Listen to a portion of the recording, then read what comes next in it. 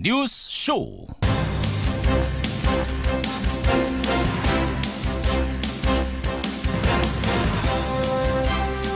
애청자 여러분, 새해 인사 한 번 더 드려야겠습니다.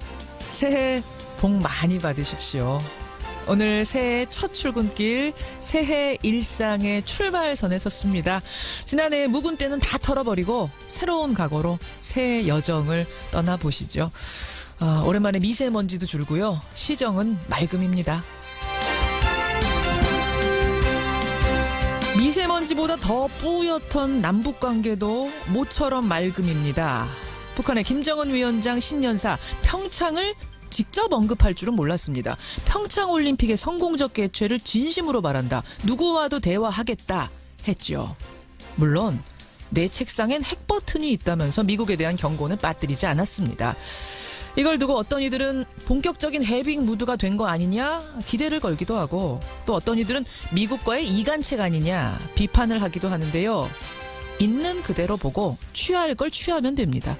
지금 우리에게 제일 좋은 건 북한 팀이 평창에 와서 안전 올림픽이 보장되는 거죠. 그리고 스킨십을 한 번이라도 더 늘리면 좋은 겁니다. 분명한 건 과거의 얼음 상태보다는 훨씬 낫다는 사실. 기대가 되는 새해 아침입니다. 김현정의 뉴스쇼 출발하죠.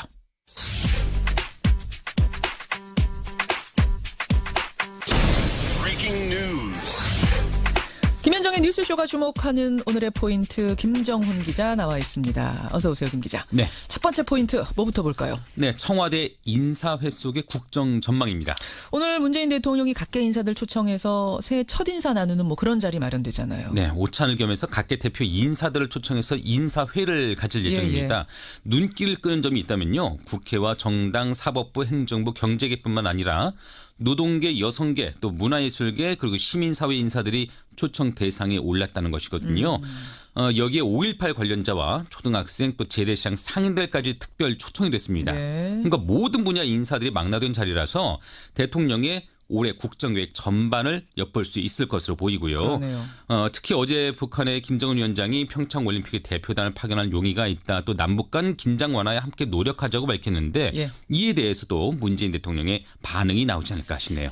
근데 야당 대표들은 이미 불참 선언했잖아요. 네, 자유한국당 홍준표 대표, 국민의당 안철수 대표, 또 바른정당 유승민 대표가 불참하고 각 원내대표만 참석하기로 했는데 이 세 사람은 지난 대선 후보들이기도 했거든요. 그렇죠. 청와대와 야당 사이 신경전 때문 아니냐, 이런 분석도 나오고 있네요. 오늘 메시지 중요합니다. 오늘 대통령의 메시지 주목해서 보시고요. 다음 포인트 가죠. 네, 밤새 번진 부산 기장 산불입니다. 그게 무슨 일입니까? 새해 첫날 밤에 부산 기장군에서 난 산불 지금도 번지고 있어요? 네, 10시간째 진화가 안 되고 있습니다. 불이 난 곳은 부산시 기장군에 있는 삼각산인데 어젯밤 9시 45분쯤에 화재 신고가 접수됐거든요.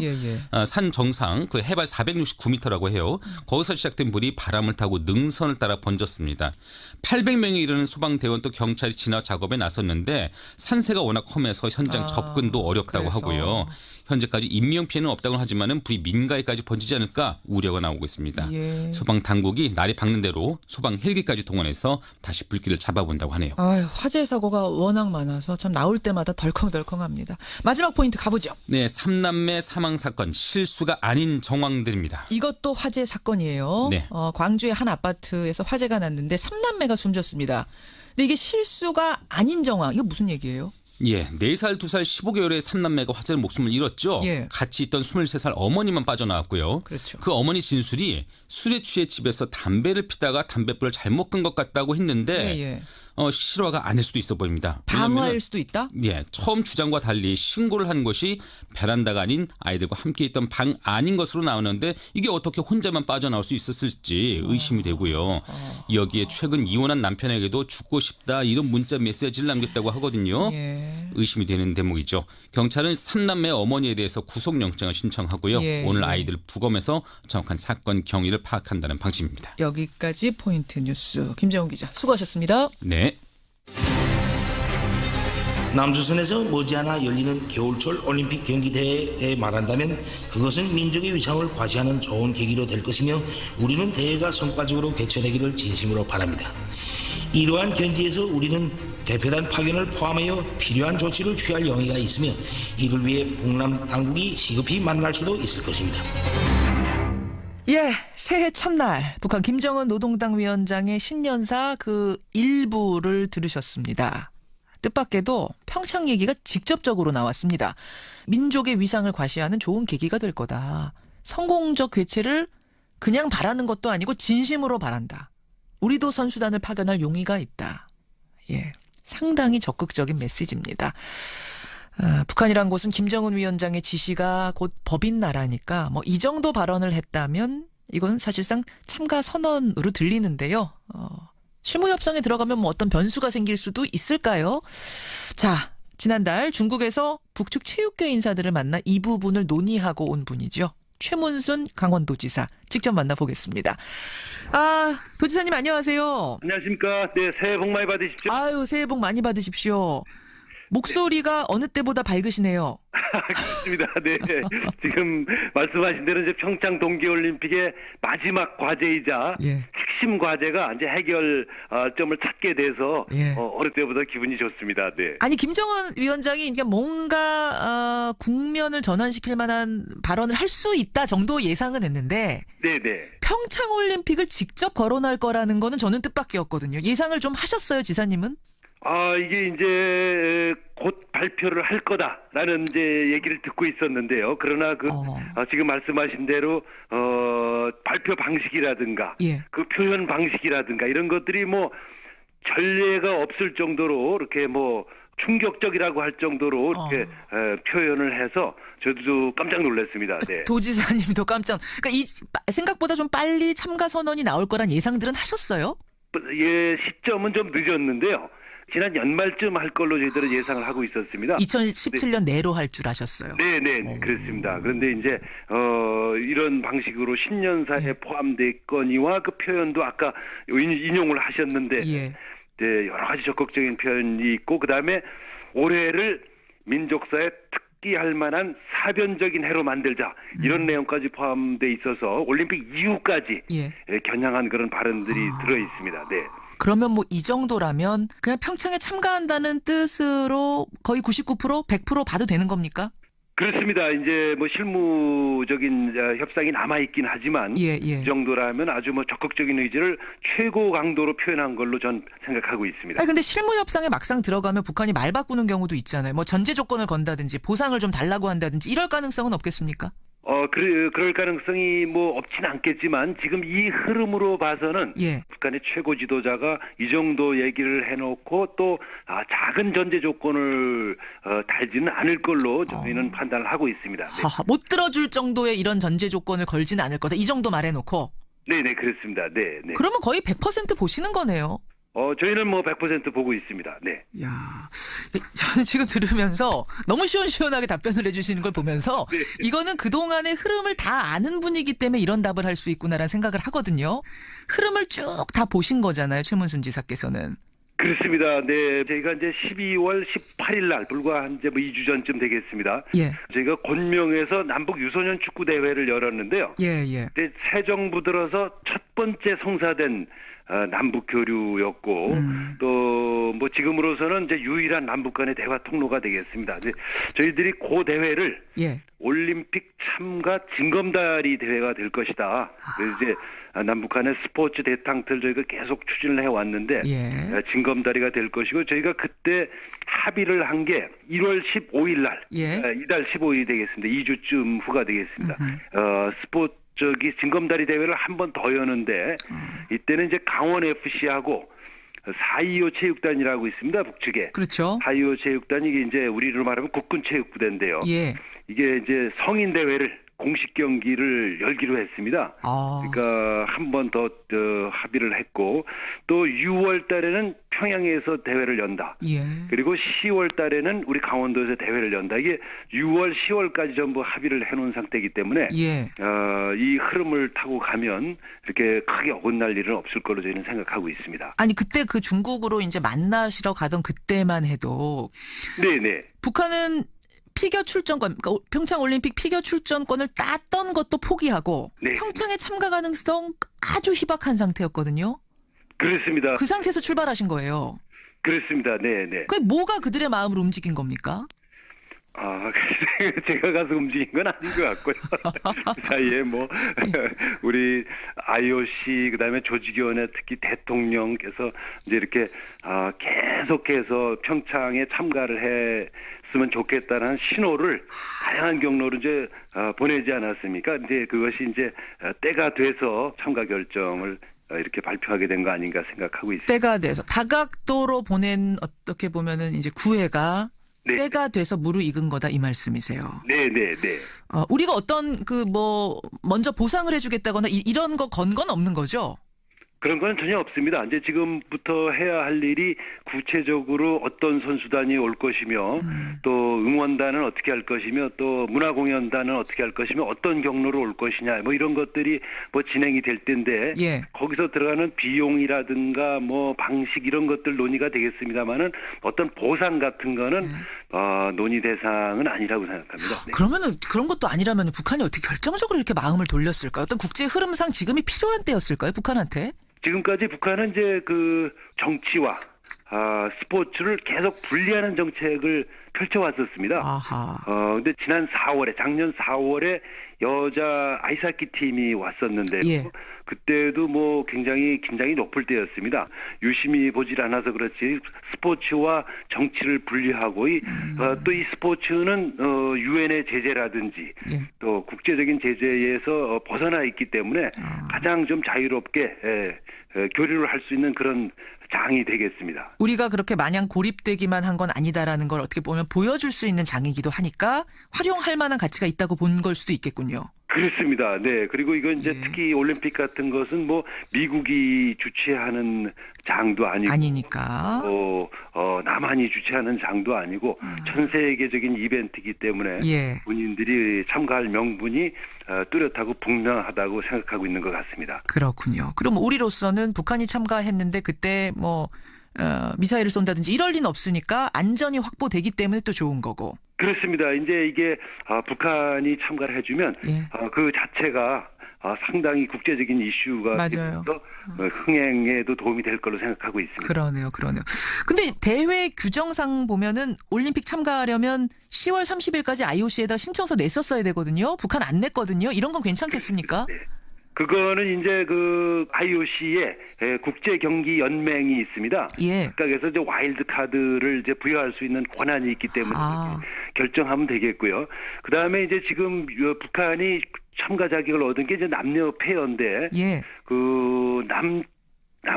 이 선수들이 참가해주기만 하면 남북한 단일팀을 구성할 수 있게 이렇게 절묘하게 돼 있습니다.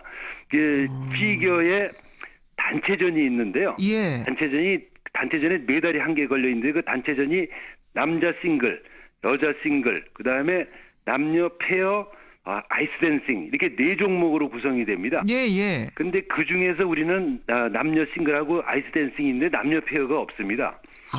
그래서 북한이 이제 여기 참가해주기만 하면 요 넷이서 단체전 뛸 수 있군요.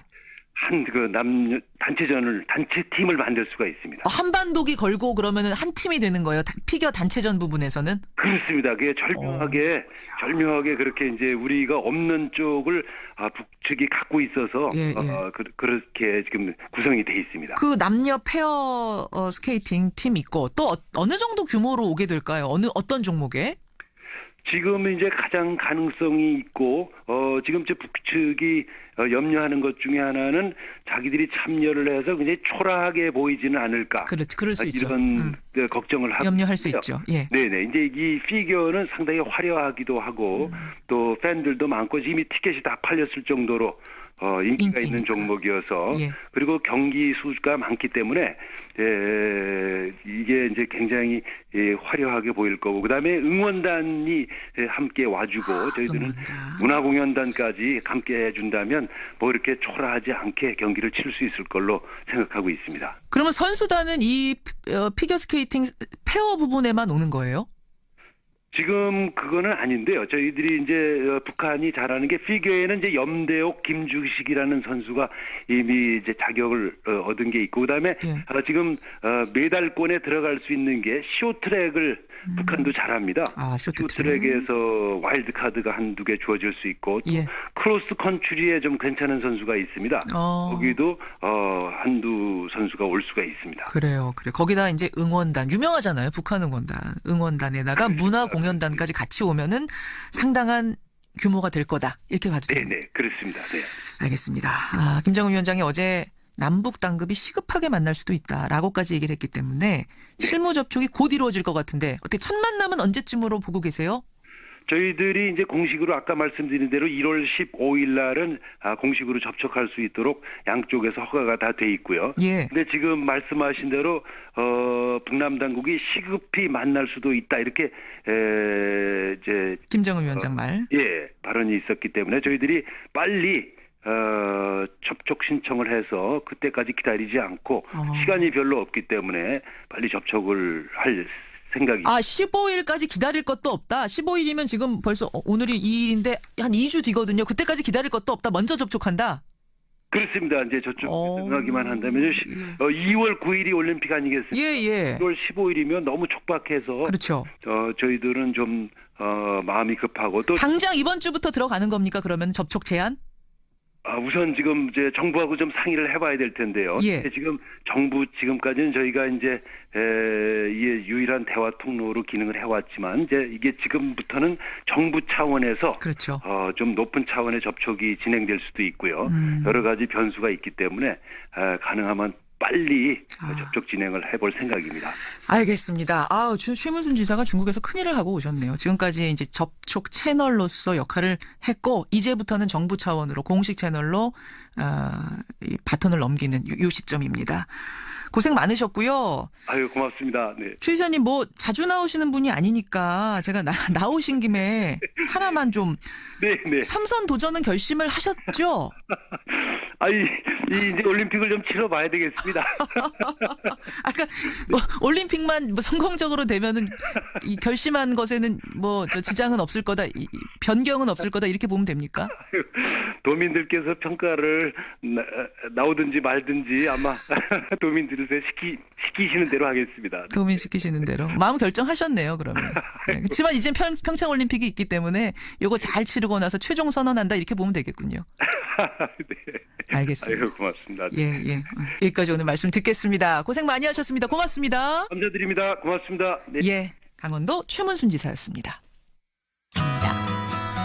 김성환의 행간 시사평론가 김성환 씨 오늘도 나오셨어요. 어서 오십시오. 네, 안녕하세요. 청취자 송광섭님, 김금댕님 등등이 어제 김성환 씨의 소원을 들으시고는 꼭 그 소원 이루어지기 바랍니다. 이런 격려 문자를 이런 팬들이 계세요. 든든합니다. 감사합니다. 모두 대박나는 세상이 됐으면 좋겠습니다. 오늘 사실상 이제 첫 출근길이거든요. 네. 행간 뭐 가지고 오셨어요?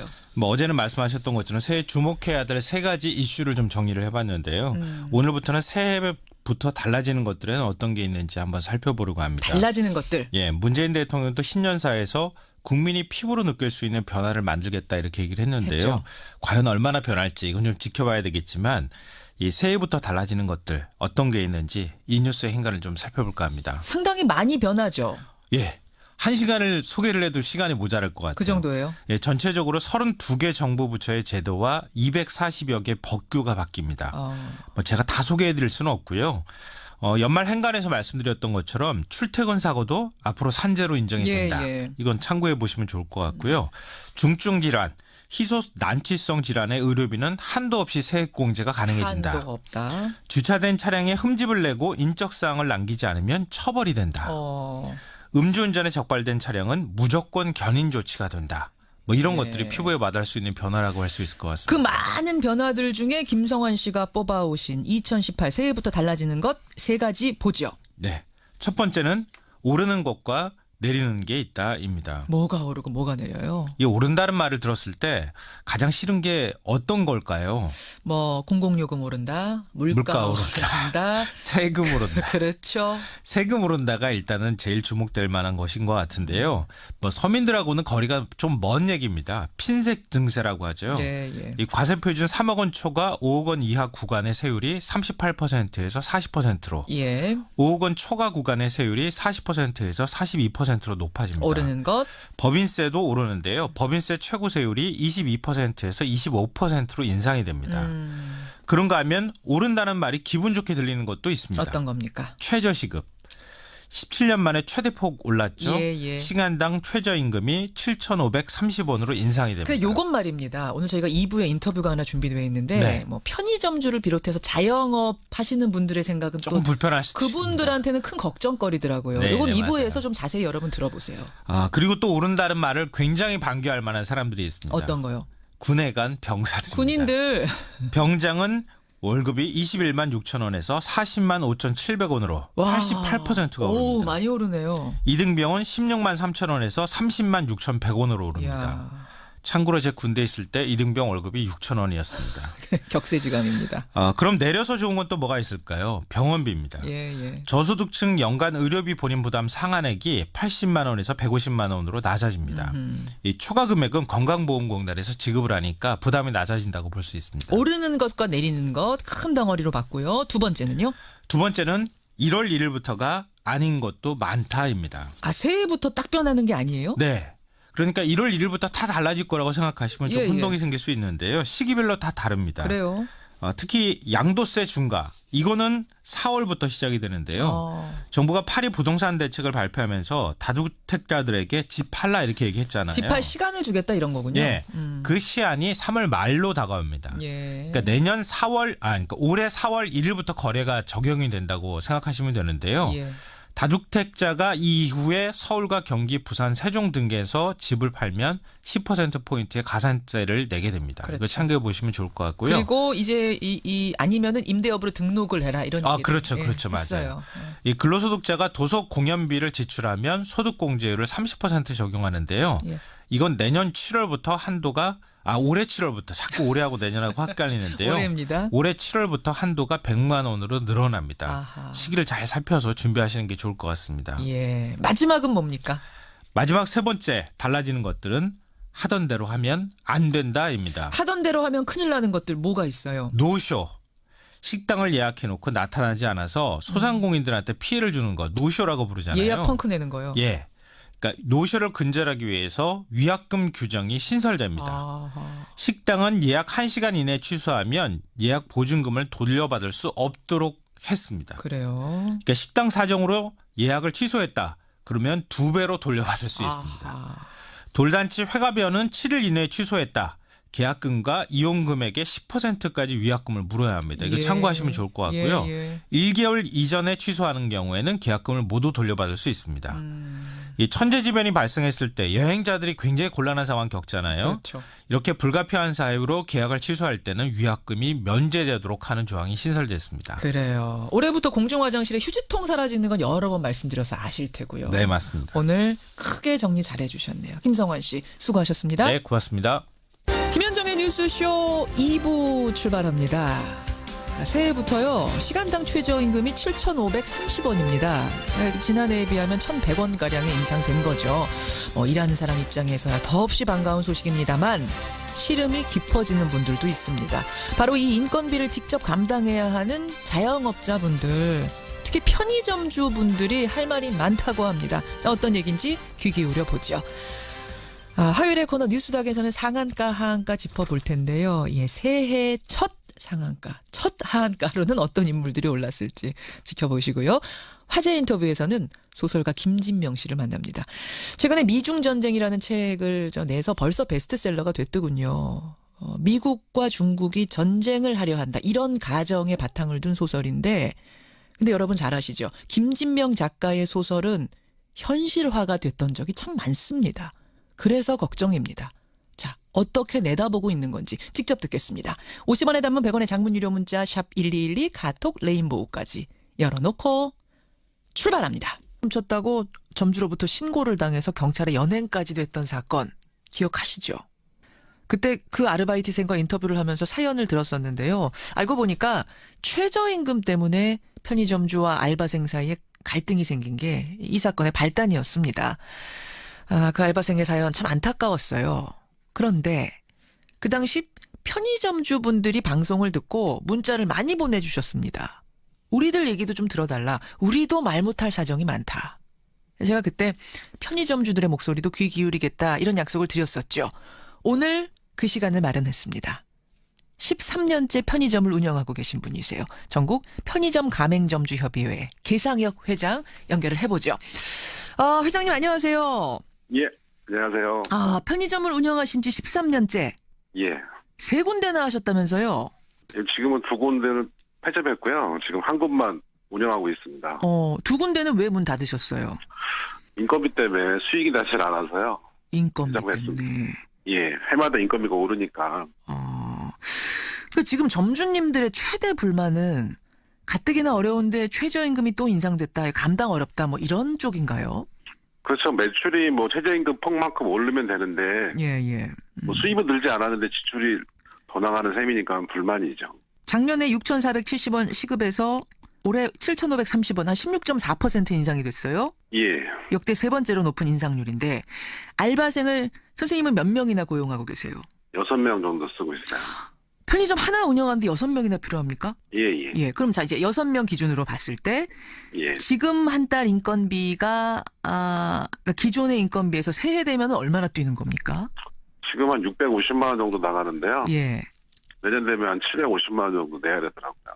650에서 750만, 이게 한 15% 오르는 건가요? 더 오르는 거죠. 그 최저임금 7,130원에서 주휴수당을 합치면 9,044원이고요. 아하, 주휴수당, 예. 예. 9,044원에다가 4대 보험료를 내주면 올해부터는 그냥 10,000원이에요. 저희가 지급해야 될 돈은 7,130원이 아니라. 그러니까 알바생이 받는 거는 7,530원이지만 나가는 사람 입장에선 이것저것 다 덧붙이면 이미 10,000원이다. 그렇죠. 올해부터 10,000원이죠. 아니 근데 이제 일반적으로 생각할 때는 알바생을 6명이나 고용할 만큼 장사가 잘 되면 많이 버시는 만큼 알바생 월급도 올려주는 게 맞는 거 아니냐 이렇게 물을 수 있는데요. 그 알바생을 많이 쓰는 게 저희가 영업시간이 길어서 그래요. 24시간을 쓰기 때문에 야간에만 인건비가 300만 원이 넘게 나가요. 야간 인건비만. 예. 점주님들이 인건비를 아끼시려고 부부가 맞게대 하시는 분 점포도 있어요. 12시간씩. 인건비 감당이 안 돼서. 예. 그러니까 뭐 30분씩 부부가 만나고 헤어지는 거죠. 그런 점주님도 계세요. 그래요. 그러면 많이 버는 것 아니냐라는 부분에 대한 대답도 좀 듣고 싶은데 청취자들 이해를 돕기 위해서 그 수입 배분 구조를 좀 알았으면 좋겠어요. 뭐 모든 편의점이 다 같을 수는 없겠습니다만. 그러니까 뭐 그냥 일반적으로 편의점이 좀 보통 평균에서 잘 된다는 편이 하루 매출이 155만 원. 하루 매출 155만 원? 예, 그 정도로 봤을 때 한 달이면 총 영업이익이 1,300 정도 나는 거고요. 예. 1,300에서 300만 원이 본사에 내는 수수료고요. 아하. 뭐 20에서 30%를 가져가요. 본사 수수료가 그 정도나 돼요? 예, 20-30%. 20-30%. 400에서 500이 이제 인건비고요. 거기서 이제 가게세가 있겠죠. 임대료가 한 200만 원 나가고요. 임대료 한 200. 그리고 이제 뭐 기타 뭐 가게 운영 경비, 세금을 뭐 4대 보험료 따로 내야 되니까 점점 가져가는 수익이 뭐 작년에는 한 300만 원 선이었다면 올해는 한 200만 원대로 떨어지는 거죠.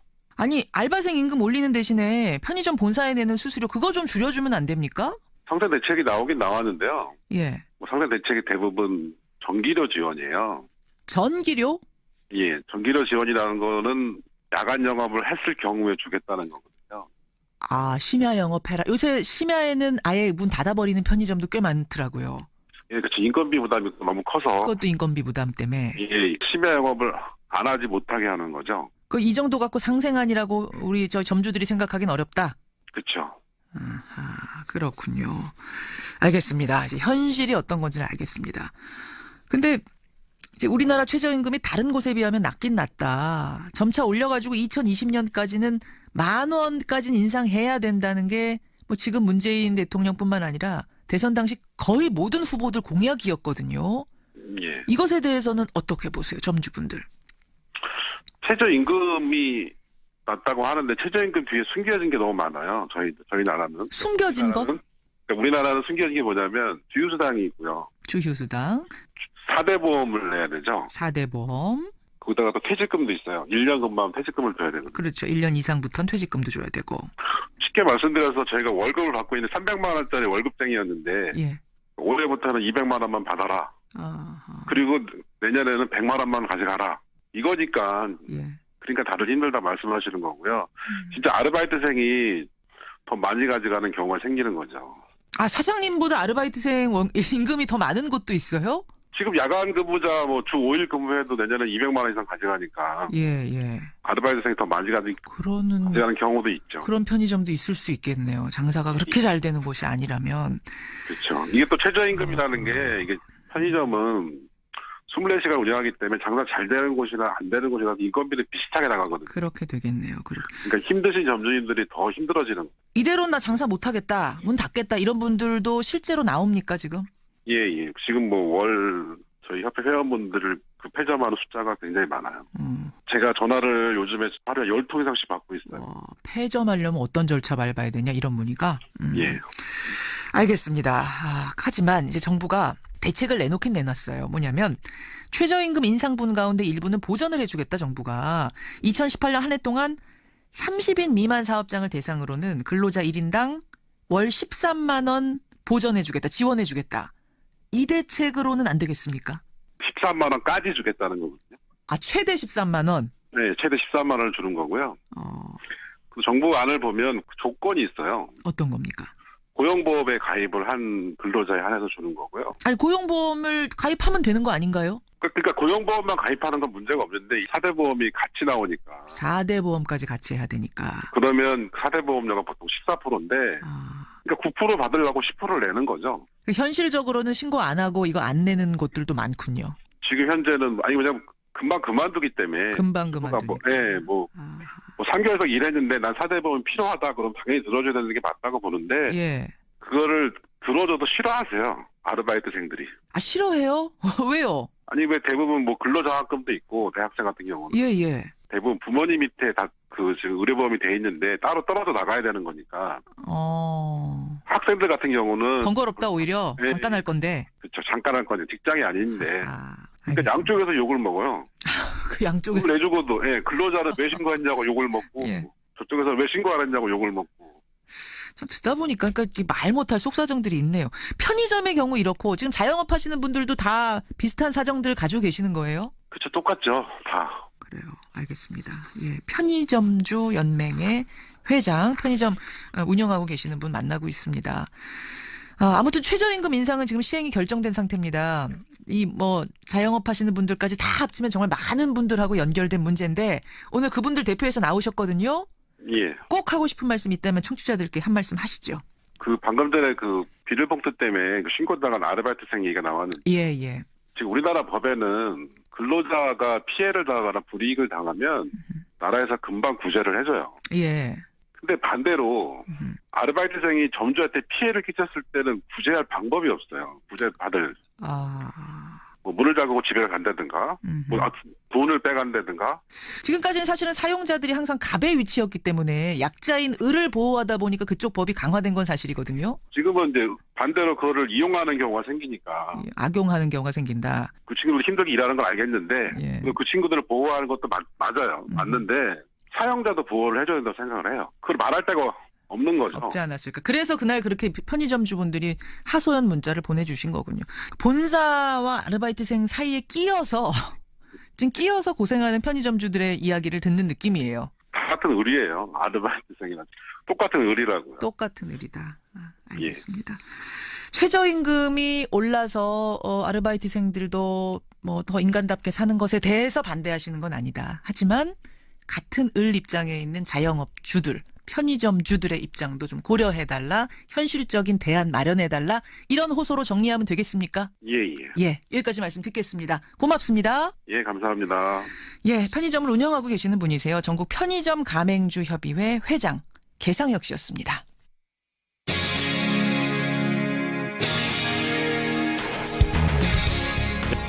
소설 무궁화꽃이 피었습니다. 사드, 예언, 킹메이커 이런 소설로 너무나 유명한 김직명 작가가 신작 미중전쟁으로 돌아왔습니다. 이미 베스트셀러 자리를 지키고 있던데요. 25년 전에 무궁화꽃이 피었습니다를 통해서 북한의 핵개발을 예견했던 일이 떠올라서인지 미중전쟁이란 제목만 들어도 사실 겁이 좀 덜컥 납니다. 근데 내용도 보니까 등장인물이 푸틴, 트럼프 다 실명이에요. 도대체 작가는 어떤 얘기를 하고 싶었던 걸까요? 오늘 화제의 인터뷰 미중전쟁의 작가 김진명 작가 연결을 해보겠습니다. 김진명 선생님 안녕하세요. 예, 안녕하세요. 새해 복 많이 받으십시오. 땡내 두루 평안하시고, 예. 모든 일이 새해 다 잘 이루어지시길 저도 바랄게요. 우리 뉴스쇼 청취자들께 덕담으로 인터뷰 문을 열어주셨어요. 그나저나 우리 김진명 작가께서는 신간이 워낙 많은 사랑을 받고 있어서 새해 여는 기분이 누구보다 상쾌하실 것 같아요. 책이 팔리는 것을 보면 그렇지만 책의 내용이 워낙 무겁고, 우리가 이제 나라의 운명이 사실 2018년에는 풍전등화격이 되는 거거든요. 어느 쪽으로는 결정이 들게 돼 있는데 마음이 편할 리가 없죠. 제목부터 좀 무시무시해요. 미중전쟁. 어떻게 이런 가정을 하게 되셨어요? 이것이 이제 지금 북한 핵 문제가 첫 보면은 북한만의 문제인 것 같지만, 사실은 이 미국과 중국의 대결이거든요. 그렇죠. 그러니까 이 모든 것이 다 이 과거 중국이 힘이 약할 때는 없는 문제인데, 지금 중국이 급부상하면서 이제 이 북한 핵도 또 이 미국으로서도 이 북한 핵을 도화선 삼아가지고 중국하고의 이제 문제를 일으켜야 되는 그런 필요가 생겼거든요. 그래서 이제 북한 핵의 본질은 미중전쟁이다. 이런 뜻입니다. 북한 핵을 도화선으로 해서 중국을 건드려야 된다, 미국이. 그게 무슨 말씀이세요? 미국은 이제 경제만으로는 중국에게 이길 수가 없게 되어버렸어요. 하룻밤 자고 일어나면은 미국에는 적자가 쌓이고 중국에는 달러가 쌓이거든요. 그런데 이제 이 미국은 중국보다 압도적인 군사력을 가지고 있죠. 그렇죠. 그러면 국가 간의 대결에서 꼭 경제만으로 싸우고 압도적인 군사력을 쓰지 않는다 이런 것은 없기 때문에 오히려 그 역사를 보면 그 정반대였죠. 항상 이 경제 문제는 결국은 전쟁으로 늘 발달을 했기 때문에 이 중국하고 전쟁을 하지 않을 리는 없다 이런 것입니다. 않을 리는 없다? 그럼 벌어질 것이다 이렇게 보시는 거예요? 노벨 경제학상을 받은 폴 크루그먼 교수가 미국은 전쟁을 필요로 하는 나라다. 라고 단언을 하고 있거든요. 그러니까 이 미국은 수십만이 전쟁을 해온 나라고, 그렇죠. 기본적인 이유는 언제나 경제였기 때문에 지금 미국은 경제가 너무 나쁜 상태이고 중국한테 이제 100% 지기 때문에 그렇게 되면 달러가 대폭락을 하게 되거든요. 그러니까 달러가 기축 통화로서의 역할을 못하고 세계 주요 원자재를 달러 아닌 다른 통화로 결제를 하게 되면은 미국은 완전히 망합니다. 그간은 미국이 여러 가지 노력을 했는데 지금은 거의 군사력밖에는 의지할 곳이 없지 않나 이런 판단이 드는 거죠. 지금 상황을 보면, 지금 상황에 좀 대입을 해보면 소설 속 상황처럼 중국의 위안화가 미국의 달러화를 위협하는 그 정도 최종 단계까지 간 건 아니기 때문에 소설 상황하고 지금 상황이 정확히 일치하는 것 같진 않아요. 다만 북한이 핵 개발하고 트럼프 대통령은 선제 공격을 막 언급하면서 위협하고 지금 이 정도 상황까지 왔단 말입니다. 그럼 지금 이 정도 상황도 중국 견제, 중국 겨냥 이렇게 보면 되는 건가요? 그렇죠. 지금 미국이 당장은 위안화가 달러를 대체하진 않지만 미국이 그 위기를 극복하는 방법을 보면은 몇 번의 위기 때마다 미국이 달러를 그냥 찍어내서 살아나는 거잖아요. 그러니까 미국은 이 군사력이 약하거나 이렇게 되면은 달러를 찍어낼 수가 없거든요. 그러니까 끊임없이 이 군사력을 키워야 되는 나라고, 지금 경제가 저렇게 엉망인데도 군사력은 더 키우고 있지 않습니까? 맞습니다. 그것이 전쟁을 전혀 염두에 안 둔다면 군사력을 키우질 않겠죠. 그럼 미국의 전쟁 상대는 러시아나 이런 나라는 될 수가 없거든요. 그거는 상호 확정 파괴가 되기 때문에 러시아하고는 싸울 수가 없고, 북한이라는 거는 때려봐야 나올 게 없고요. 근데 오히려 엄청난 돈이 들어가고 굉장히 골치가 아파지는 거죠. 난민이며 뭐며. 그러니까 북한은 굉장히 때리기 싫어하는데 자꾸 이 무력으로 들이대는 것은 뭐냐면 그든 중국을 끌어들여가지고 중국과는 이제 이 무력 충돌을 일으키면 미국이 얻을 수 있는 게 굉장히 많아요. 얻을 수 있는 게 많아서. 근데 그렇게 되면 서로 공멸하는 거 아닙니까? G2 두 나라가 그렇게 싸우게 되면 이거 세계대전 되고 지구가 공멸하는 거 아니에요? 그것은 전혀 그렇지가 않습니다. 이게 미국 랜드 보고서에서 나온 미국과 중국의 전쟁이 어떻게 전개될 것이냐. 핵무기 전쟁은 절대 되지 않는다 이런 거거든요. 중국이 미국을 상대로 핵무기를 쓸 수 없다는 겁니다. 왜 그렇습니까? 이 핵무기는요. 이 처음 쓰는 나라가 모든 죄를 다 뒤집어 쓰는 거예요. 미국을 향해서 핵무기를 쏜다 하는 것은 그 가능성이 거의 0%에 가깝다 하는 것이 세계적인 군사 전략가들의 얘기예요. 사실. 그런 거군요. 근데 김진명 작가님. 예. 정말로 그런 상황이 된다면 미중이 전쟁을 치르는 상황이 된다면 우리가 할 수 있는 일이 있겠습니까? 이거는 뭐 지금의 우리 입장과도 마찬가지인데 할 수 있는 게 있습니까? 우리가? 당연히 있죠. 왜 미국은 여기 동북아에 대해서 끊임없이 무력을 들이대느냐 하는 그 속내를 알아야 되거든요. 얘기했듯이 그 기본은 경제적 문제거든요. 경제. 우리가 그 해법을 제시할 수가 있는 거죠. 이론적으로는 되지만 우리가 과연 미국의 경제 성장을 뭐 할 수 있는 일이 있습니까? 그럼요. 분명히 있죠. 지금 우리 자체가 우리를 너무 작게 볼 필요가 없어요. 예. 우리가 창의적인 아이디어를 가지고 미국의 입장, 중국의 입장 다 헤아리면은 얼마든지 아이디어가 나오고 또 해나갈 수가 있습니다. 믿고 싶습니다. 믿고 싶습니다. 정말 방법은 있어야 되겠고요. 패배주의에만 빠져 있어서는 이게 될 일이 없다는 그 말씀도 맞습니다. 김진명 작가, 미중전쟁의 작가 만나고 있습니다. 그나저나 김 선생님. 예. 박근혜 전 대통령의 과거 행적에 대해서도 뭐 누구보다 오랫동안 추적해 오셨잖아요. 예. 그래서 국정농단 사태 때 여러 가지 인터뷰하셨던 것도 제가 기억이 나는데, 예. 물론 2007년에 킹메이커란 소설에서 박근혜, 최태민 두 사람의 관계를 살짝 언급은 하셨습니다만 이게 뭐 그게 주인공은 아니었어요. 예. 박근혜 전 대통령 주인공으로 해서 소설 한번 써볼 뭐 이런 구상은 새해 없으세요? 그러면 제가 쓸만한 가치를 느끼지를 못하니까요. 그건 아니고요. 가치를 아예 못 느끼세요? 네, 그럼요. 그리고 지금 이제 우리나라가 그야말로 풍전등화의 위기에 빠져 있는데, 예. 지금 생각할 것도 많고 쓸 것도 많거든요. 쓰게 되신다면 어느 부분에 주목하시겠습니까? 그렇죠. 그게 사실 국정농단의 뿌리가. 예. 제대로 민주주의가 뭔지도 모르는 그 과거의 권력 구도들. 예. 거기에 이제 그 박근혜가 핵심 자리에 있었다는 게 문제였거든요. 예.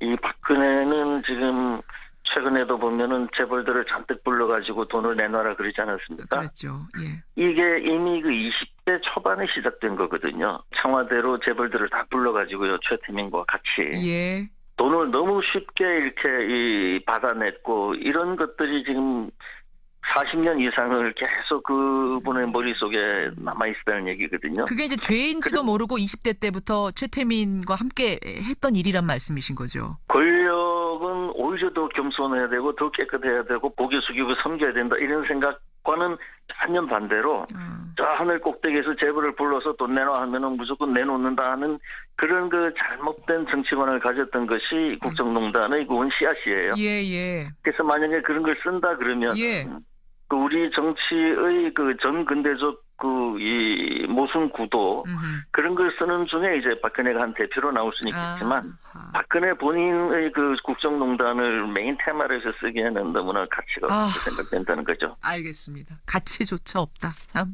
이 말씀이 참 씁쓸해집니다. 예, 우리 현실 같은 느낌도 들어서 우리 청취자들을 위해서 아까 덕담은 주셨고요. 새해 소망 한 말씀 전하면서 우리 인사 나눌까요, 선생님? 고구려 정신이 회복됐으면 좋겠다 하는 것이 저의 바람입니다. 고구려 정신이요? 예. 외국과의 전쟁이라든지 외국과의 문제가 생기면 아주 똘똘 뭉쳐서 일치단계를 하는 게 고구려의 정신입니다. 지금 우리가 사실은 지금 이 우리나라의 운명이 당장 내일을 알 수 없는 굉장히 위험한 지경에 빠져 있거든요. 예. 그래서 그러한 획기적인 분위기가 생겨야 되겠다 하는 것이 저희 바람입니다. 네, 오늘 새해 첫 출근길 귀한 말씀 감사드리고요. 앞으로도 좋은 작품 기대하겠습니다. 고맙습니다. 예, 감사합니다. 예, 미중전쟁의 소설가 김진명 작가였습니다. 음향 뉴스 현장. 편의점 주분과의 인터뷰 들으시고 다양한 의견들이 들어오고 있어요. 정동우님, 아니 언제까지 인건비 피 빨아먹으면서 업장 운영하실래요? 그런 마인드 바꿔야 됩니다. 하시면서 편의점 주분들에게 일침의 문자를 보내준 분도 계시고, 최윤서님, 아니 장사 안 되면 접으셔야지요. 직원 월급도 주기 힘든데 왜 장사를 하세요? 하시면서 이분들은 아마 일하는 노동자 입장에서 문자 보내주신 것 같아요. 반면에 김옥규님은 진짜 너무 힘듭니다. 자영업자예요. 어제 알바가 일방적으로 관뒀습니다. 근로계약 위반인데 아무런 뭐 대처할 수 있는 게 저는 없어요. 장경민님, 저는 치킨 프랜차이즈 점주입니다. 3개월 전에 알바 모두 정리했습니다. 왜냐면 알바 급여 주고 나면 남는 게 없거든요. 이쪽 말도 맞고 이쪽 말도 맞아요. 알바들 입장에서는 아니 알바들도 먹고 살아야 되는데 그 정도 보장해 주는 걸 못 하신다면은 이거는 장사 못 하실 거 아니냐 이거고, 장사하는 분들은 너무 힘들다 남는 게 없다. 다른 각도에서 이 사안을 보는 문자들도 꽤 많습니다. 9093님 잘 들어보니까요. 결국은 편의점 본사로 보내는 가맹비 수수료죠. 그리고 임대료 이런 게 더 문제인 것 같다. 전동성 님도 그 편의점주의 불만이 가맹 본사 그리고 건물 임대주에게 향해야 할 듯합니다. 7073 님도 결국 소상공인과 알바들은 다 약자 같네요. 문제는 임대료, 본사 폭리 이게 아닐까. 결국 약자들끼리 싸우는 꼴이 돼선 안 되겠다. 이런 중재 문자들도 꽤 많이 들어왔다는 거. 이게 단순한 일이 아니라는 생각이 드는 게 문자가 상당히 많이 들어왔습니다. 최저임금 문제. 고맙습니다. 3702님은 김진명 작가 인터뷰 들으시고 근데 왜 새해 정초부터 불안감을 조성하십니까? 이러셨는데 이건 소설의 결말이 이미 보도로 많이 나가서 제가 그냥 말씀드릴게요. 미중 전쟁은 결국 안 일어납니다. 예, 소설에서는 안 일어납니다. 걱정하지 마시고요. 결국은 방법을 찾아냅니다. 경고성이라는 거. 그만큼 우리가 경각심을 갖자라는 차원으로 받아들이시면 될 것 같아요. 고맙습니다. 뉴스닥 넘어가 보죠. 뉴스쇼 증권시장 뉴스닥 새해에도 두 분 나오셨어요. 세미래정책연구소 허성무 소장님 어서 오십시오. 예, 새해 복 많이 받으세요. 새해 복 많이 받으십시오. 예. 바른정당 이준석 노원병 당협위원장 어서 오십시오. 네, 안녕하세요. 복 많이 받으시고요. 네, 복 많이 받으세요. 건강하시고요. 예. 뭐 이준석 위원장이 젊으니까 그러네. 자꾸 죄송합니다. 올해도 또 허준석이라고. 허성무 소장님 건강 잘 챙기셔야죠. 예. 건강 잘 챙기셔야죠. 감사합니다. 두 분은 뭐 소망은 이제 워낙 많이들 말씀하시니까 그거 말고 새해에 이런 부분은 좀 바뀌었으면 좋겠다. 우리 사회 보면서 이런 거 혹시 생각하신 거? 너무나 많은 것들이 있는데요. 최근에 있었던 일로 말씀드리면 예. 안개가 있죠. 공항에. 공항 안개? 예.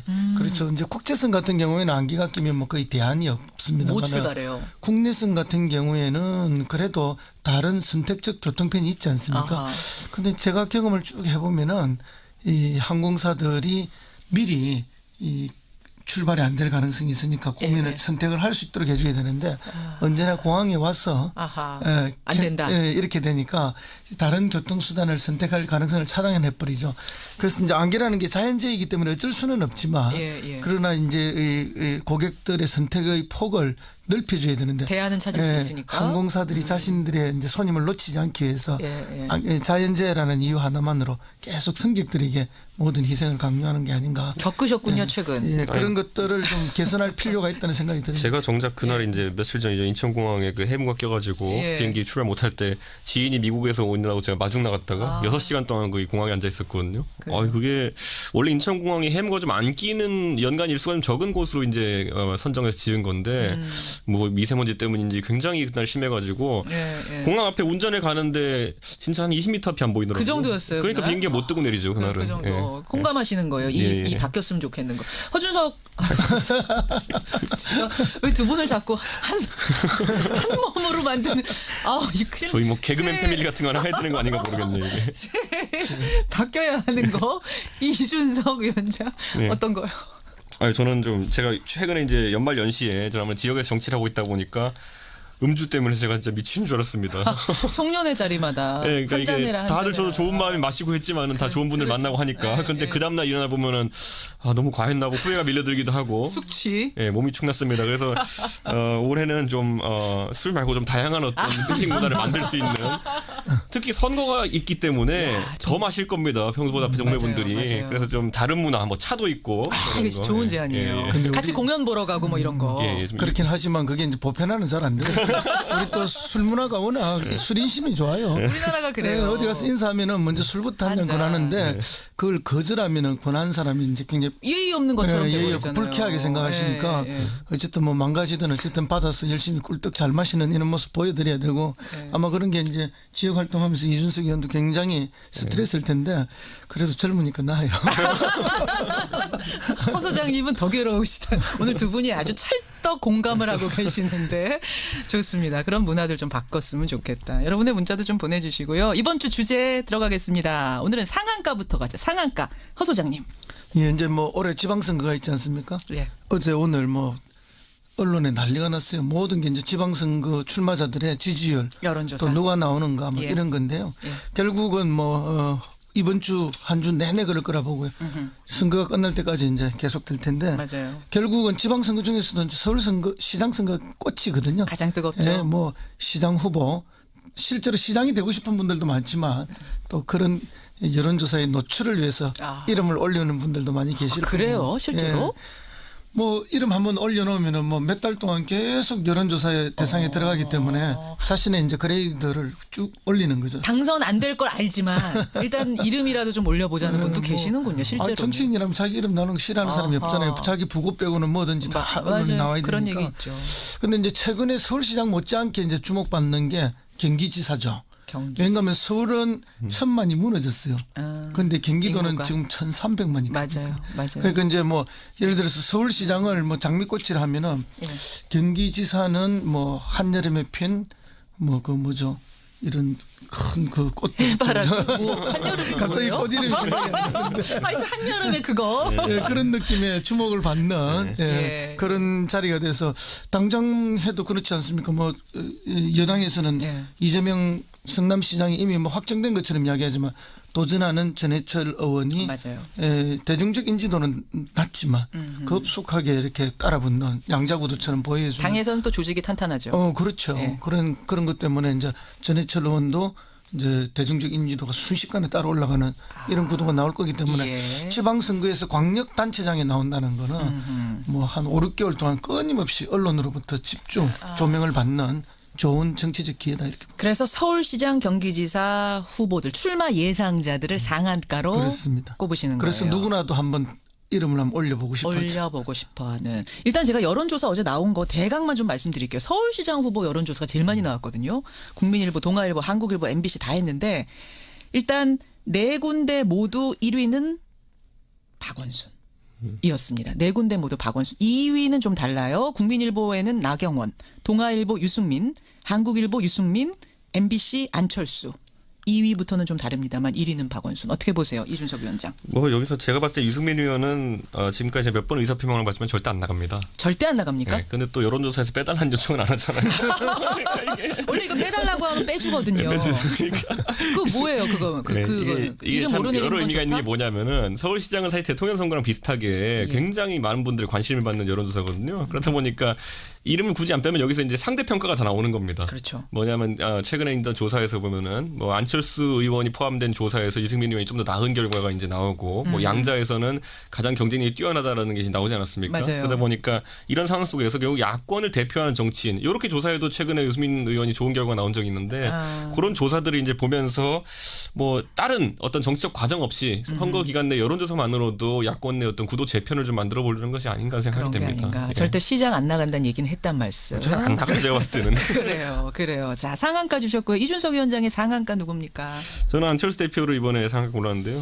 안철수 대표는 지난주에 허 소장께서 상한가 올라오셨는데 이번에는 이 위원장이 상한가 올라오셨네요. 저도 거의 이거 처음인 것 같은데 안철수 의원을 제가 이제 골랐던 게 사실 이번에 바른정당 입장에서 봤을 때 안철수 대표가 국민의당과 바른정당 연대 또는 통합을 위한 어떤 여러 가지 행보를 하는 것에 대해서 못 믿어하면서 봤습니다. 솔직히 최근까지도. 못 믿어하면서 되겠는가? 예. 그래서 뭐 이 투표도 과정도 그렇고 그 전에 이제 뭐 포럼을 하는 것도 그렇고 언행도 그렇고 보면은 이게 안철수 대표가 결국에는 또 어느 시점에 소위 말하는 호남계의 반발에 못 이겨서 이제 또 의사를 좀 접는 것이 아니냐. 철수하는 거 아니냐 또. 그렇죠. 그리고 심지어 그때 기자회견 할 때는 이제 김대중 정신 이런 것들을 언급하면서 다시 호남계에 구애하려는 것이 아니냐라는 생각했는데 이번에 확실히 좀 결과가 좀 일단락된 것 같아가지고 이 부분에 대해서는 추진력이 좀 돋보였던 어떤 한 주였던 것 같습니다. 근데 뭐 지난번에 제가 말씀드렸지만은 안철수 의원이 칼자루를 쥐고 있고 호남계 의원들이 칼날을 쥔 그런 상황이기 때문에 이게 밀고 갈 수밖에 없는 거거든요. 근데 어제 박지원 의원 제가 인터뷰를 했어요. 투표율 23%밖에 안 나오지 않았느냐. 3분의 1에 못 미쳤기 때문에 이건 무효다. 그리고 우리는 강하게 저지할 거고 전당대회 이상돈 전당대회 의장이 개회 선언도 안 할 거다.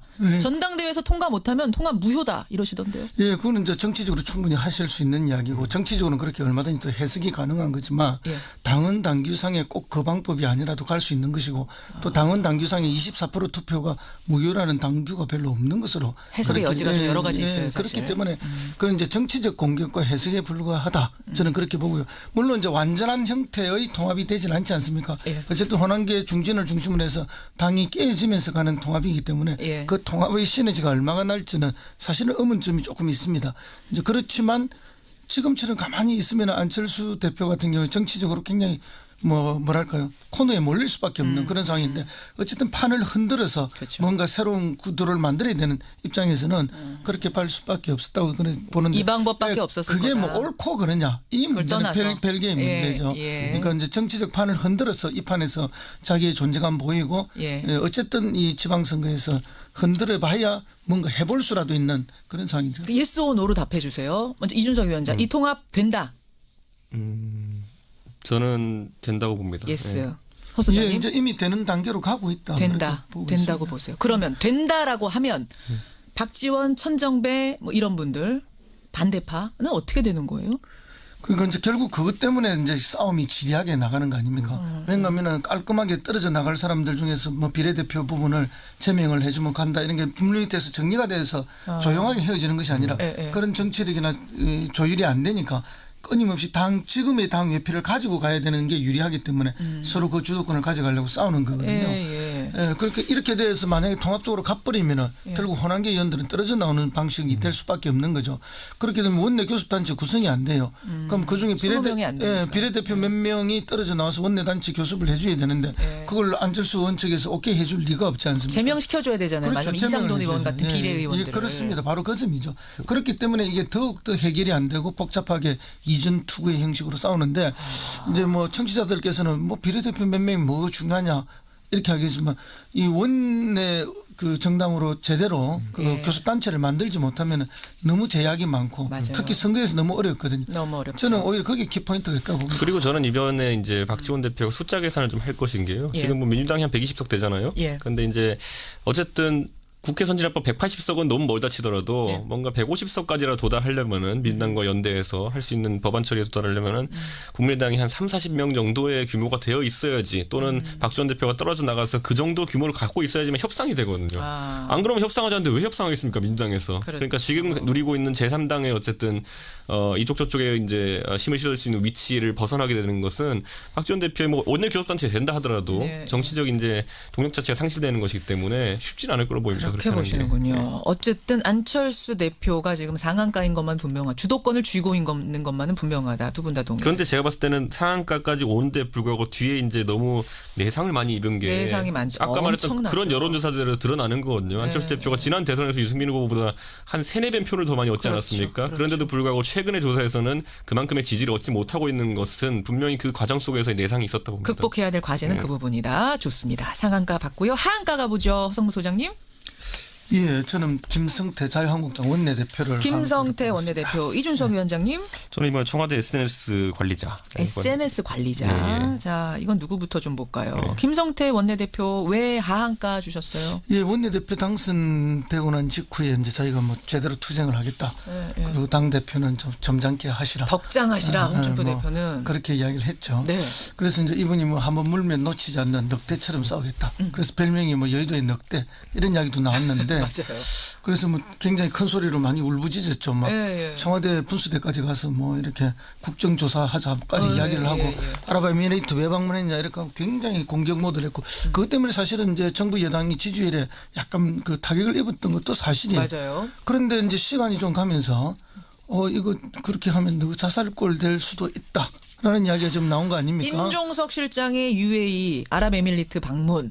이거 국정조사까지 해라라는 게 김성태 원내대표였는데 그렇게 하면은 당신들 계속 그렇게 공격을 하면은 오히려 자살골 될 수 있다. 그 분위기로 가고 있는 거예요. 예, 그렇게 되니까 이제 지난 한 주 동안 완전 꼬리를 좀 내린 거 아닙니까? 뭐 어제 정도에 뭐 우리를 협박하다니 이런 이야기를 하면서 벌컥한 그런 정도인데 결국 보면 이제 이렇게 뭐 굉장히 강하게 나왔지만 뒤에 가면은 좀 이렇게 뭐랄까요? 용두사미처럼 그렇게 되는 게 좀 그게 이제 대표적인 게 지난번에 당을 깨고 나갔다가 다시 복당하는 과정이라든지 이런 걸 보면은 이제 김성태 원내대표가 실질적으로는 막 목소리도 크고 폼도 많이 잡으시는데 그래서 어떨 때는 굉장히 세다 이런 느낌도 많이 주시는데 나중에 보면은 이게 뭔가 정치적 계산이나 이해관계에 따라서 이렇게 스멀스멀 사라지는 느낌이 있어서 그래서 특히 제가 이번에 한번 한가로 꼽았어요. 보니까 지금 이명박 전 대통령이 이런 얘기를 했어요.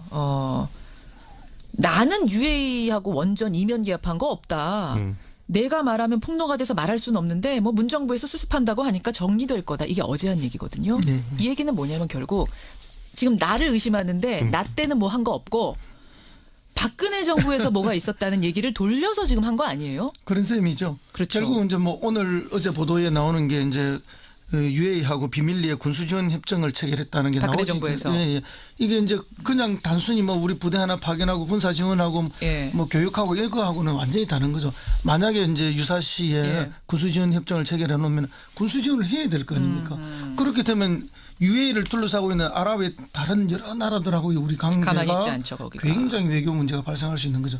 그렇기 때문에 국장급에서 비밀리에 체결했고 계속 이걸 숨기고 있었다. 그런데 이게 영원히 숨겨지는 게 아니지 않습니까? 그렇게 되었을 때 큰 문제가 발생하니까 이 비정상을 정상화해야 되겠다는 논의가 있었던 것이 아닌가 하는 그런 생각이 들고 그렇다면은 맨 처음에 원전 계약을 하면서부터 끊임없이 UAE에 하고 우리의 관계가 비정상적인 관계로 그렇게 끌려갔던 것이 아닌가 하는 그런 의심이 충분히 가능하죠. 그러니까 지금 김성태 원내대표가 조금 입장을 일단 유보할 수밖에 없는 상황이 된 거다. 자기들 내부에는 뭐 친박, 빈박 뭐 온갖 이야기를 하지만 결국 한 덩거리로 자유한국당 아닙니까? 알겠습니다.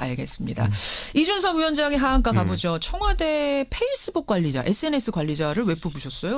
그러니까 이게 사실 최근에 이제 언론에서 문제를 삼으면서 이제 문제가 좀 됐었는데 이게 더 디플로맷이라는 외교 안보 잡지인데 이게 아시아 태평양권에서 발행되는 어떤 그런 잡지인데 여기에서 이제 연말에 이제 10명의 아시아 지도자들에게 뭐 여러 가지 상을 줬습니다. 근데 보면 뭐 두테르테 같은 경우에는 우선 쏘고 말하는 타입 뭐 이런 식으로 막 그 좀 풍자적인 이런 상을 주는 그런 코너였거든요. 근데 거기에 이제 문재인 대통령에게 이제 균형 잡으려고 하는 밸런싱 액트 어워드라고 이제 올해의 균형자상. 근데 그 뒤에 내용을 살펴보면 이제 사실 청와대에서는 이 기사를 소개할 때 뭐라고 했냐면요. 이제 균형자 외교에 대해 가지고 호평을 받았다는 취지로 이제 설명한 거거든요. 그게 아니라 그런 내용이 없습니다. 뭐 호평받은 부분이. 뒤에 보면 사실은 문재인 대통령께서 어려움을 겪고 있다라는 내용이거든요. 그러니까 이게 지금 이제 오역에 관한 시비가 좀 있었어요. 청와대에서는 이제 호평을 받으면서 올해 균형자로 문재인 대통령이 뽑히셨다라고 했는데 이거 근데 조롱적인 어떤 비꼬는 기사를 청와대가 잘못 소개한 거 아니냐. 그러자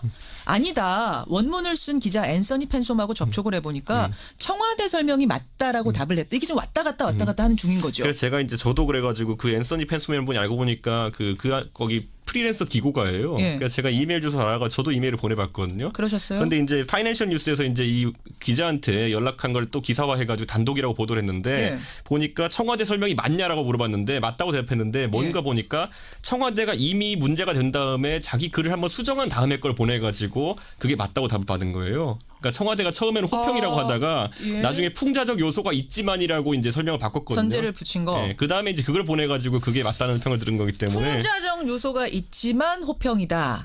요거는 결국 나중에 이제 풍자적 요소가 있지만은 어려운 상황을 그냥 무미건조하게 표현하는 것이다라고 이제 얘기했더니만은 그게 맞다고 한 건데 이게 아주 지엽적인 문제일 것 같긴 하지만 저는 여기서 뭘 봤냐면요. 이게 이제 사실 처음에 기성 언론들이 이제 막 지적할 때 이제 그때 뭐였냐면은. 그 청와대 글이 수정되기 전이었어요. 그 시점에 지적을 했더니만은 나중에 청와대 글 수정한 다음에 파이낸셜 뉴스에서 또 이제 이메일 보내가지고 청와대 입장이 맞냐고 했더니만은 입장이 바뀐 거잖아요. 청와대가요. 그거에 맞춰가지고 그 답변을 받아가지고 언론을 전부 다 이제 기레기로 또 몰고 있거든요. 보면은. 그런데 이런 현상이 좀 자주 있는 현상인데 저는 이게 참 우려스러운 게 왜냐하면 청와대가 이렇게 몰래 슬그머니 바꿀 게 아닙니다. 이거 내용을 그냥 뭐 이런 오류가 있었다라고 그냥 얘기하거나 글을 내리거나 하면 되는 일이거든요. 그런데 이 상황에서 그걸 바꾸물이 내 가지고 파이낸셜 뉴스도 어떻게 보면은 참 민망한 상황이죠. 서로 보면은 다른 언론들과 적대적 위치에 서게 되는 것이니까요. 허 소장님은 어떻게 보세요? 이번 해프닝. 예, 뭐 충분히 지적할 수 있다고 봅니다. 그러나 이제 좀 더 근본적인 문제를 보면요. 예. 어쨌든 여기에서 지적했던 뭐 두테르테나 또 다른 지도자에 대한 그런 비판이나 풍자보다는 우리 지도자에 대한 비판이나 풍자는 한결 그 수준이 톤 다운된 거거든요. 그럼 결국은 뭔가 하면은 이 균형자 외교라는 거에 대해서 완벽하지는 못했고 제대로 다 해내지는 못했다 하더라도 그런 것을 유지하기 위해서 애쓰는 모습이 분명히 보인 거죠. 그래서 이제 강대국들의 일방적인 자기 요구들에 이렇게 휘둘리지 않고 균형자의 노력을 위해서 문재인 정부가 최선을 다했다는 건 분명히 있지만 그러나 그 성과가 우리 주도로 다 잘 나오는 건 아니지 않습니까? 그렇기 때문에 이제 청와대에서는 뭐 충분히 그렇게 자기 중심의 홍보를 할 수 있다고 보죠. 원래 PR이 피할 건 피하고 알릴 거면 알리는 건데 예, 그런 면에서는 그러면 이제 휘둘렸던 외교를 우리가 생각해 볼 수 있거든요. 그 대표적인 게 박근혜 대통령이 천안문 막루에 올라갔다가 또 동시에 미국이 요구하니까 일본과 위안부 합의를 했던 이런 외교들은 휘둘린 외교예요. 거기에 비하면 문재인 외교는 그 양 강대국에 끊임없이 우리를 휘둘려고 하지만 휘둘리지 않으려고. 알겠습니다. 저는 근데 마지막으로 한 가지만 짚고 싶은 게 이게 참 왜 제가 이걸 부끄러워서 말을 못했냐면은 사실 이 언론사 그렇게 큰 규모의 언론사는 아닙니다. 권위 있는 외교 잡지라고 하기 좀 어렵거든요. 신설된 법인이고 한 10년 정도밖에 역사가 안 되는 걸로 알고 있는데 문제는 여기에 이 원문을 굉장히 권위 있는 것처럼 이렇게 청와대가 우리 대한민국의 청와대가 언급해줬다는 링크했으면 게 뭐가 되냐면 자존심 상한다. 아니요. 그 다음에 그럼 이 잡지에서 뭘 올렸냐 보면요. 그 다음에 뭐 다른 기자지만 뭐라고 올렸냐면은 절대 일본은 한국의 위안부 협상을 받아주면 안 된다라고 하면서 일본을 옹호하는 글이 그 다음에 바로 있어요. 디플로맷에서요? 예, 그러니까 이게 그러니까 이 잡지를 권위를 부여하는 순간 우리는 상당히 곤란한 위치에 처해지는데 저는 이런 부분을 좀 고려해서 이런 글을 선택할 때 좀 신중했으면 좋겠다. 조금 더 신중했으면 좋겠다. 그런 마무리. 괜찮으세요, 소장님? 이 정도 마무리면? 예, 청와대는 원래 신중해야 됩니다. 그런데 이제 홍보 파트에서는 조금 이제 뭐 열심히 하다 보니까 하다 보면은 약간의 실수들은 나올 수 있는데 결국은 이제 이게 뭐 청와대이기 때문에 문제가 되죠. 그만큼 엄중한 것이기 때문에 그래서 조금 더 신중할 필요는 있다. 이번에 벌어졌던 이 디플로맷 소동에 대해서 오늘 조금 다뤄봤어요. 뉴스닥의 4884님이 이런 문자 주셨습니다. 새해에도 허준석 두 분 파이팅. 괜찮네. 굉장히 실용적입니다. 두 분을 한 번에. 허준석 두 분. 오늘도 고생하셨고요. 새해에도 열심히 건강하게 꾸려가시길 바라겠습니다. 고맙습니다. 네, 감사합니다. 감사합니다. 허성무 소장, 이준